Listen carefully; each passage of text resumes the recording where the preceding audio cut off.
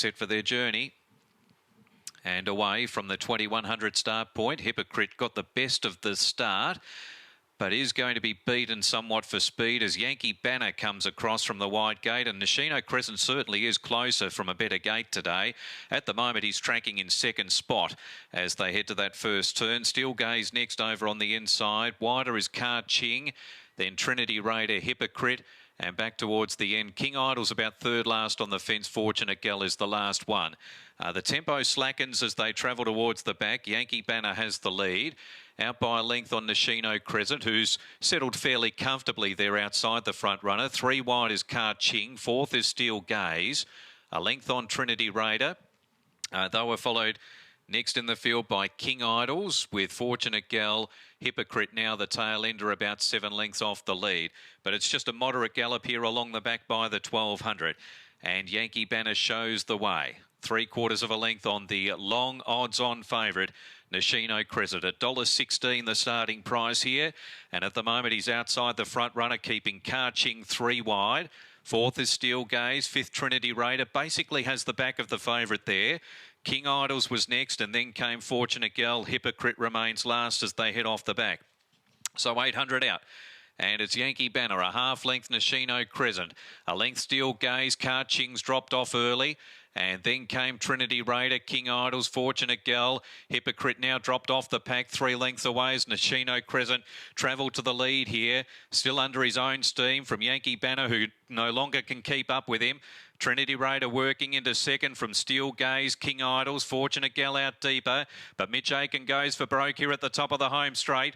And at the moment, it is all Nishino Crescent. He raced about 3 clear of Trinity Raider, who holds her own in second. King Idols, Fortunate Gal out wider on the track. Nishino Crescent clear, 100 to go, keeping that 3-length margin over Trinity Raider, Fortunate Gal, and then Steel Gaze the inside. Not too many worries, though, if you took the really short odds for Nishino Crescent. He wins pretty easily. Nishino Crescent 3 lengths over Fortunate Gal and Trinity Raider.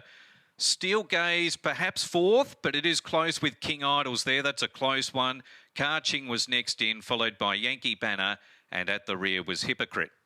As well, he looked to be travelling well a long way from home, and he was able to win with a bit in hand. Yeah, he did, and it's probably more in hand than you'd think. He's the sort of horse that he's a funny horse. He's quirky. He only does what he has to, and then he comes off the bridle. Like, I wouldn't have said he won like a $1.10 chance by any stretch of the imagination, but had he have had something to go with, and had he not have been left out in front, you would have seen a different horse, I'd say. So that's all to come as he gets up in grade and the rest of it. But rode him like that to get the job done, but certainly probably better ridden, a little bit quieter. Was there a little bit of worry in the run? As you say, he was travelling so well, so he had to end up in front. But, he had plenty of time, left alone on his own there, didn't he?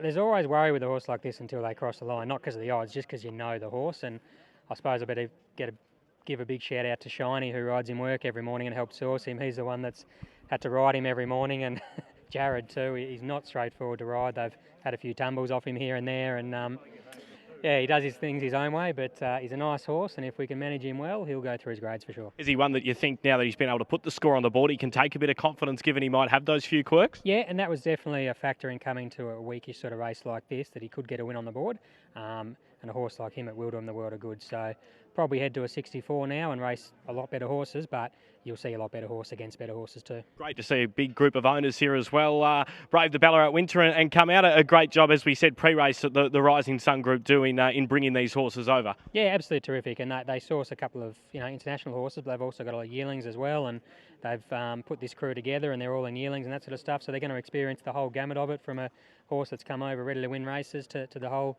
frustration of having yearlings and the rest of it. But good crew, and happy to have a winner for them. You've got a couple of other Crescent, and Mitch, talk us through that. We spoke to Henry pre-race, and he said maybe a little bit more nervous than normal given the price. So were you feeling a little bit the same heading out? No, I was pretty casual. I was pretty confident coming into today, but it's definitely the shortest price favourite I've ever ridden. Talk to us about your confidence levels in the run. A horse that got back at his first start, but it seemed like he was able to put himself in a nice spot today. Yeah, he jumped away nice, and I didn't want to be stuck behind too many of them, so took the bad luck out of the equation and popped me outside the leader, and he travelled nice enough for me throughout, so I was pretty confident. Is it fair to say you probably ended up in front sooner than you maybe would have liked, just because he was travelling that much better than his opposition? Yeah, definitely. It would have been better if something carted us into the race, but it is what it is, and he's come away a winner, so can't fault him in any way. Henry said he's a horse with a couple of quirks. Do you feel now that he's got the win under the belt, he might be able to go on with it? I think so. He's a bit of a gentle giant, but he does have a few quirks, as H mentioned. But I think he can go on with it now. Perfect start to the day. Well done. Thank you.